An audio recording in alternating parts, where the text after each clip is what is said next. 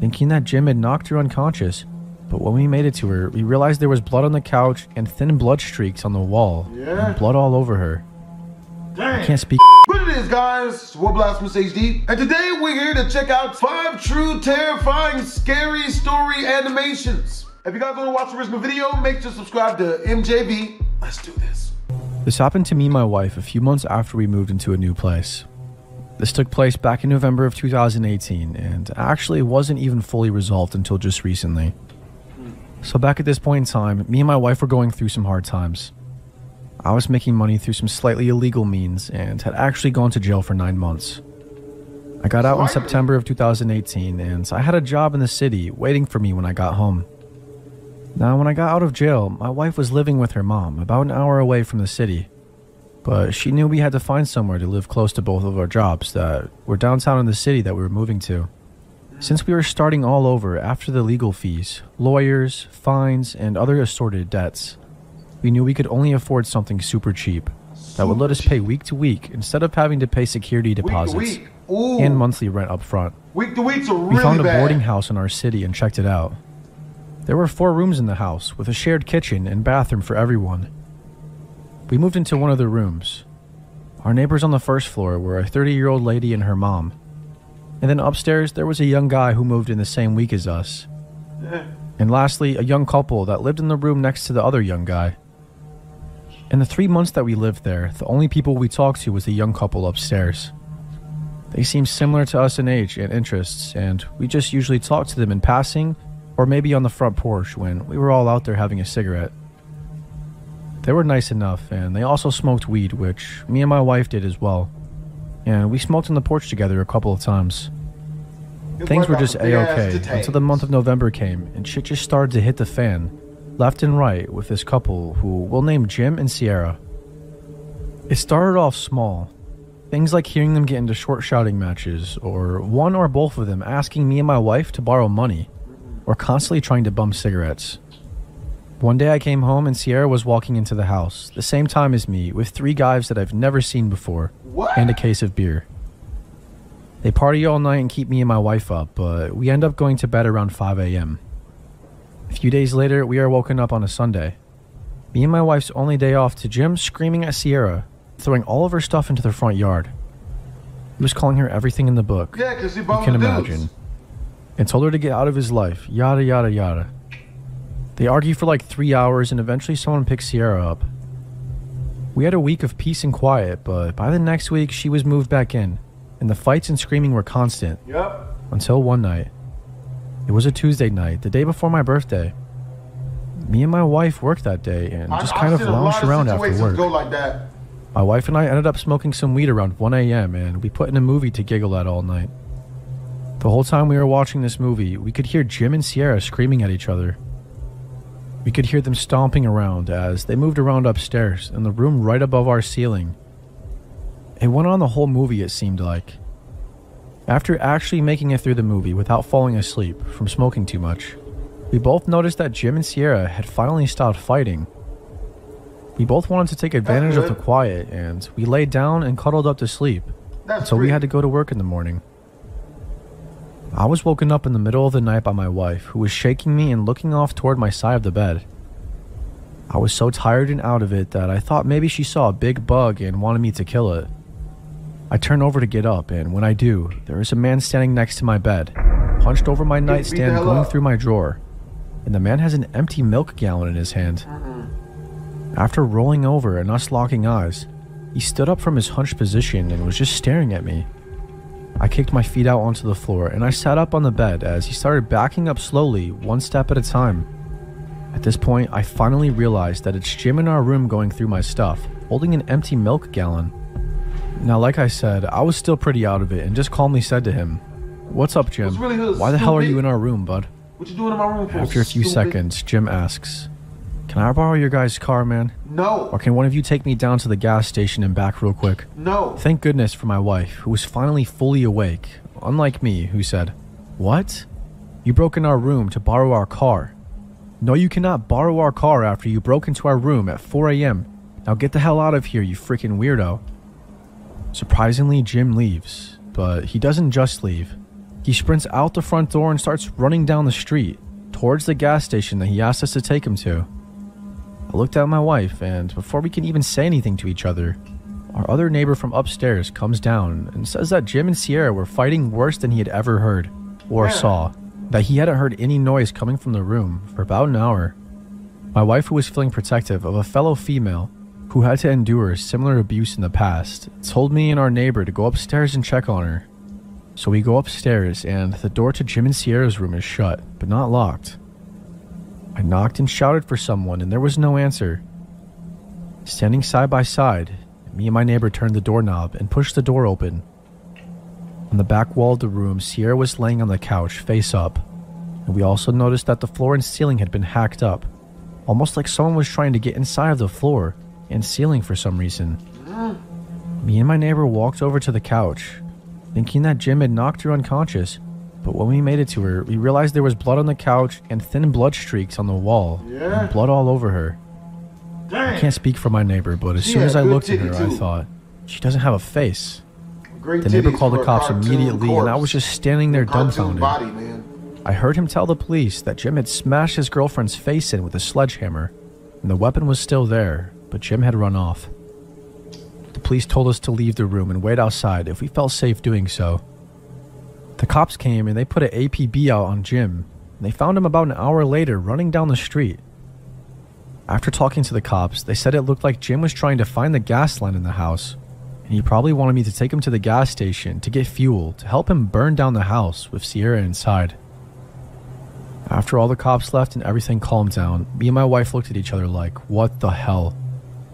We had to call into work the next day because there were 2 news vans out front all morning, and every time we stepped out for a smoke or anything, they were badgering us for an interview.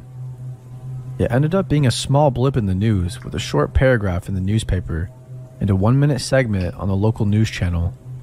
But yeah, that's how I was face to face with a murderer, right after he killed his girlfriend in the same house I was in. I've seen that situation happen a ton of times. A female friend of mine, she had a husband, he was in the Army, and whenever he was gone or anywhere else, even when he was home, she was constantly going out, getting piped out by other dudes. And you know, he started doing some of that domestic violence type stuff, but luckily she got up out there. One day she hit me up, tried to get me to come over there and fight him because he was whooping her out because she was always constantly cheating on him. I ain't getting in that. You know what I mean? She ain't never shimmied my stripper pole. We gonna edit that out. So this part of the story starts in 2009, and I was a junior in high school. I lived in a small town in Ohio. In the fall, I started to date my first real boyfriend, John. He was a senior, and many of his friends were dating my friends, and he was well-liked and funny at school. I'm thrilled about the relationship, especially because my strict parents even seemed to like him as well. He was pretty quiet around them, but always polite and appreciative in their presence. That's what's up. Since it's a small town, John lived literally down the street, and we hung out all the time. My parents were actually getting divorced at the time, so I liked spending time at his place more than mine. John lived with Chris, a man who wasn't his biological dad, but somehow he had lived with since around the age of 13, and often called him Dad. Chris was an adolescence counselor who knew John because he had been in the foster care system, and he had taken John in. Chris was an amazing human who was fun to be around, and it was just the two of them and their pug Murphy at the house. I don't know much about John's childhood at first, other than it had clearly been rough enough for him to be involved with children's services. Anyways, we spent a lot of time together, and always had a good time with Chris as well. I was in children's services. Eventually, John confided in me that he often had really bad depression and would get really bad thoughts. Never got into I was that. shook by this, and I even told Chris about it as well. Regardless, we continued to date, and I did my best to support him. So the next year I'm a senior and John has graduated, but he's not really doing anything. He didn't go to college, and his plans to join the military weren't working out, so he's just living with Chris and working a part-time job that my dad had gotten for him. Damn, surprised I've always been into school and extracurriculars, and I felt like John was holding me back. Okay, there it is. Our relationship was going downhill in many ways, but I was scared if I broke it off that he might really do something drastic. He had threatened to do so when I tried. In May 2011, I graduated high school and decided I had to leave the relationship behind. I was having my own depression issues, and John was having a detrimental effect on my mental health. I finally told him that we had to break up and he needed to stop contacting me with these threats. I mostly cut off all contact, and a couple of months later, I got an apartment with a friend, about 30 minutes away from home, beside the college I was attending. One Friday night in April 2012, I'm in my hometown to see a friend, and I pass John's house where I see police cars everywhere. Oh, damn. I'm shocked and I didn't know what to think, so I immediately call our mutual friend Kyle. Kyle said he has no clue what was going on with John, and he says that John had hung out at his house a few days before. Kyle said John seemed like he was in a good mood, especially because he was driving Chris's Beamer at the time, which he loved to do. Anyways, Kyle was actually hanging out at my apartment with my roommate. This was normal as he had a crush on her, so I just keep driving that way. When I get to my place, Kyle hasn't heard anything, but my mom calls me with the scoop. She's friends with cop wives and stuff, small town stuff. It turns out that John murdered Chris, and he was on the run somewhere. Someone had called for a wellness check after not hearing from Chris for a while. The cops found his body at home. I was shocked and a little bit scared, as were Kyle and my roomie. So we all decided to stay at my roommate's parents' house for the night. By morning, the cops had luckily found and arrested John. He had taken the Beamer, so it was easily spotted at a rundown motel about 15 miles from his home, and about 12 miles from our apartment. When the details came out, the whole thing was even more terrifying. It was a brutal homicide, and it occurred days before the body was found. Which means that John was just hanging out at Kyle's house between committing this act and getting arrested. Just nonchalantly playing video games and telling jokes to Kyle's little sister, acting like everything was just fine. Meanwhile, he had stuffed Chris's body in their freezer at home. It's insane to think about how someone could be such a psychopath. There was really no explanation given. John initially tried to plead insanity, but he was eventually deemed competent and then pleaded guilty. He got 30 to life in prison. Why not just regular I've obviously told this story from my perspective, but the person who really matters the most in this is of course the victim. Chris was truly a saint of a human being. He had been my role model for so many years. You just wonder, how could something so horrific happen to someone so good? And at the hands of someone who they had given everything to. Yep, oh, we've all been someone there. They had loved, trusted, and seen as a son. It's horrifying. Chris spent his life advocating for kids like John. And the local center he worked at is actually named after him now, as is the street that it is on. I often wonder about the why of it all. Chris and John got along almost all the time, and though John clearly had mental health issues, no one thought he would really hurt anyone. But clearly, something was very wrong with John that we missed. They say hindsight is 20/20, and I can definitely look back and think of a few strange instances with him. Sneaky, manipulative, and angry. He eventually showed all of those traits, but I was lucky enough to not experience any violence at his hands. I wish I could say the same for Chris. I'm thankful for the time that I did get to spend with him, though, and the positive impact he had on my life during that time. I know he had a positive effect on so many other lives as well. May he rest in peace. It was summer of 2004. My family was supposed to vacation to Kennebunkport, Maine. My father was stuck in meetings, so he was going to come up from Manhattan a few days after us. My mom wanted to drive up there to Maine before my dad got there, which was super annoying to me at the time, but we didn't have a choice. And my brother, sister, and I loaded into the car and started the drive. I was about 14 at the time.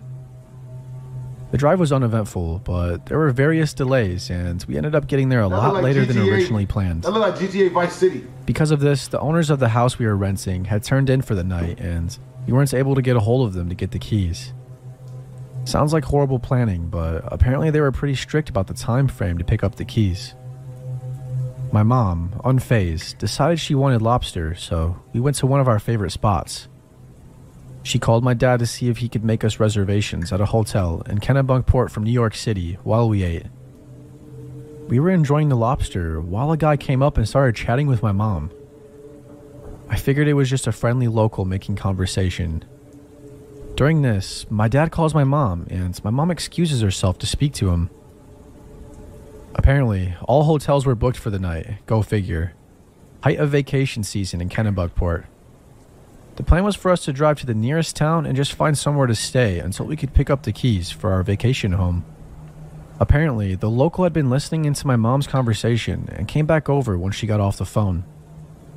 I want to say there was nothing outwardly off about him. He was preppy looking, clean cut, unassuming, and he fit in with the clientele. Nah, homie trying to smash. He told my mom that he had a big home with a big guest house that we were more than welcome to stay at, and that his wife wouldn't mind. Immediately, my reaction was screw that. No way in the world I was staying in a random dude's house in creepy Maine in the dark. No offense to anyone from Maine, but the streets get creepy. My mom, doing her due diligence, determined this guy was legit. Said he was in finance. My mom was an investment banker, and they chatted enough for my mom to determine that he wasn't totally full of it. I called my dad pretty hysterical, but he said I was overreacting and that I needed to get out of the city more and accept that sometimes people are just nice. So my brother, sister, and I got into our car and followed him back to his house. The guest house was actually really nice, fully furnished, but the beds were oddly placed. It had 2 bedrooms, and instead of the beds being located in the middle or centered, imagine a symmetrical room layout. They were right under the window in each room. It just seemed out of place to me. Anyway, fast forward, we are all getting ready to go to bed. My mom hears a knock on the door, and it's the guy. He said he just wanted to check to make sure we got settled. Cool. Nice thing to do. About 30 minutes later, he comes back to check in again. At this point, my mom was like, thanks, we're good. We'll stop by the house in the morning to say thank you, etc. Okay, so fast forward another 30 or 45 minutes. I can't sleep. I'm feeling terrified. We hear this rustling, which is odd because the guest house was nowhere around trees or even close proximity to bushes that might cause such a noise. At this point, I see my mom wide awake and look up at the window, like motioning towards the window with her eyes. Let me add real quick, none of the windows had curtains. The guy said it was because his wife was in the process of redecorating. When I looked up, there was a male figure just standing. I thought I was going to have a heart attack. I don't know how long he was there for. When he walked away, my mom waited a bit and then told us to get our stuff together. She wasn't messing around. We had my dad on the phone at this point, and he was pretty much flipping out at my mom about something, but I didn't hear what. My mom said she was going to put stuff in the car and to follow her out. This was around 2 a.m. When we got into the car, we pulled around to the front of the main house so we could get the hell out of there. However, when we got to the front, all the lights were off. Not just all the lights, but it looked like no one had been home. Porch light, table lamp, and front windows, like everything black. Also, the 2 cars were gone. The local's car and what we presumed to be his wife's car. After seeing this, my mom at this point, pretty unsettled, said we were leaving and we proceeded to drive to the gate. The gate at the end of the driveway had been deadbolted and padlocked shut from the inside. It wasn't a super strong gate, so my dad said rev it, and we were in a big SUV. We just smashed right through it. We drove back straight to New York City, not speaking the entire time. We have never returned back to Maine, and my parents refused to speak about it. I asked a family member one night about it when he was drunk, and all he said was, "They didn't tell you?" The actual owners of that house were on vacation. I'm assuming my mom or dad followed up with local authorities and figured that out, but never told us. I don't know who that man was or what was planned that evening. I was curious as to whether there were any known serial killers or murderers who were in that area at that time. Damn. This encounter happened in the summer of 2006 when I was 20 years old. I didn't get my driver's license until January of that year, and driving opened up so many doors for me that I took a lot of solo road trips to my friends' houses. I also look pretty young for my age, and I was often mistaken for a high school student in my early 20s. I was driving alone on I-78 on a random July day, on my way to visit my friend in southern Pennsylvania for a long weekend. Her parents were away, and we had the house to ourselves, and we were planning on drinking and hot tubbing and watching Planet Earth drunk. It had just came out. Maybe run around some cornfields at night. I was so excited, and I had a great drive, listening to good music, and it was a beautiful day for driving. Right after I crossed the border from New Jersey into Pennsylvania, I stopped at one of the first rest stops to get gas and snacks for the last part of my drive.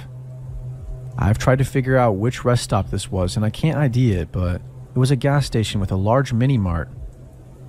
Opposite of the gas station was the on-ramp back to I-78 West, and parallel to the on-ramp was a dirt road, which comes into play later. I was heading into the store when a man in his late 30s or early 40s approached me. He was a stocky guy, decently tall. I'm 5'1". He had on a plain black tee and jeans, with dark brown hair and a mustache and goatee. He had just come out of a black pickup truck parked a few spaces away from my car. He had a super intense gaze and immediately creeped me out. He just had a crazy energy about him. I don't really get bad vibes from people that often, but this was just strange. He stood too close, with his gaze crazy and direct and focused. His word choice was strange. He immediately set off all of my alarms. He asked if I was from the area, despite my Connecticut license plate. He even asked where I was headed and if I knew of anything fun to do, because he had plans later and time to kill beforehand. He invited me to go play mini golf or watch a movie with him. I truthfully didn't answer any of his questions, and I declined his invitation to hang out with him, and I told him that I didn't know the area that well, and I walked away towards the store. I was blown away that he asked me to go somewhere with him. It was so random and uncomfortable. As I was walking away, he actually screamed out, "You're gorgeous." And the volume and tone made my hair stand on end. It was super aggressive and inappropriate, and he even startled a family that was walking out of the store. It was that loud. He came into the store shortly after and he was just staring at me, so I went to use the bathroom and I stayed in there for at least 10 minutes, texting my friend about this creep. When I came out, he wasn't in the store anymore, thankfully, so I took my time buying drinks and snacks. Sour Bright crawlers and trail mix being my obligatory road trip food, and I went out to gas up my car. I was relieved his car was gone, and I started thinking about the rest of my drive and getting excited to see my friend. When I pull up to the road to get back on the highway though, I hear someone persistently honking his horn, and I see this creep show on the dirt road parallel to the on-ramp in his truck honking and shouting and waving at me to drive over to him. He was directly facing the gas station and had been waiting for me to pull up. I immediately freaked out and jumped on the on-ramp back to I-78. He pulled onto the highway after me and I called my friend extremely scared. I drove so fast and probably dangerously, and looking back, I am lucky that I didn't get into an accident, but I just didn't know what to do. He didn't follow me for that long, and I think after a few exits he finally pulled off. My friend and I had a backup plan that if I saw his car again, she would direct me to a police station the next town over from her house, instead of me going directly there and leading some freak to us. I didn't see the car again and went to my friend's, but the last hours of my drive I was extremely tense and anxious. I remember checking my mirrors often for this black pickup truck. It all ended well. I got to my friend's house safely and we had a nice weekend. The encounter was definitely creepy, but over the years I didn't put much thought into it. A few years ago though, in 2014, I was talking with another friend who is big into serial killers, and I mentioned my encounter jokingly, suggesting that this was a serial killer I had met, and told her my experience. She was fascinated and she wanted to Google active serial killers in Pennsylvania area at the time. The first hit was for Adam Leroy Lane, and he looked almost exactly like the man I met back in 2006. It could have been my mind filling in the blanks, but the basic characteristics, 40s, tall but stocky, brown hair with mustache and goatee, and the time and area all match. In my memory, he was a little bit slimmer than the pictures, and it was 2006, not 2007, when he was actually convicted of murdering women. Still, it's an odd coincidence, and one I've never forgotten. I recently remembered this. It's one of those memories that isn't extremely terrifying enough to remember, but it's eerie enough to stay in your mind for a good while. I'd say I was about 13 years old when this happened. At the time, I lived in a small town, and this girl a few years younger than me had gone missing. The situation was really distressing. They discovered her lifeless body, and it seemed she had undergone torture prior to her passing. It was a huge deal, and obviously, it made parents paranoid about who they let be around their children. So, back to my experience. My mom took me to a Burger King close to our apartment. We would go there on the days when she was too exhausted from work and lacked the energy to cook. On this particular day, She went to place the order while I settled into a booth, idly toying with the paper from my straw. And that's when a man entered and approached me. It was as if when he entered the establishment, his eyes were scanning around until they fixed on me, and then he made his way over to where I was seated. I can't say for certain, but I don't believe he was homeless. Perhaps he was. He had this odd smell to him, and his clothes were ripped and dirty. He kept his hands buried in his jeans pocket and kept moving them around and swaying back and forth while standing and looking down at me with that unsettling smile he kept smiling. He started talking to me, and I remember that he had that kind of voice that makes you feel gross. He just kept staring at me, and while staring, he randomly started talking about the girl who went missing and was later found dead. It wasn't like a casual topic to talk about, especially with a 13-year-old girl. This started to creep me out even more, and on top of that, there was a certain gleam in his eyes that suggested he found the whole thing exciting, both the event itself and discussing it with a young girl. He went into detail about how he had heard that the circumstances surrounding the girl's situation were related to matters of sexual nature. Now, when you're very young and a strange and unsettling man who appears to not have showered in probably weeks is discussing sexual topics with you and he's using such intense language and emphasis with his words, it's just really unnerving. The entire situation is messed up. I felt uneasy as this guy was standing extremely close to me, practically blocking my side of the booth. It was as if he was aware that unless he stood almost pressed against my side, I would promptly get up and abandon this so-called charming conversation. Luckily, before he could talk more about sex or ask if I've done it before, which is where he was going, my mom saw him. She came over and asked him loudly what he wanted and why he was talking to me. He looked surprised, stepped back really quickly, and left. Some workers rushed out after him to check who he was and what he looked like because they didn't know whether to call the cops or just make sure he never came again. I was really shaken up, and my mom was freaked out too. She said she was gonna buy me mace and stuff to stay safe after that. After that happened, I was always worried I'd run into him again. Small town life, you know? A few times I thought I saw him riding a bike when I'd be in the car with my mom. Another time, I think I saw him in a store we were in, but I was young and scared, so I'm not too sure if it was really him. So I hope you guys enjoyed the video. Person who sent that mug to me, good looking out. It's your boy BlastphamousHD. See you guys next time. Twizzles.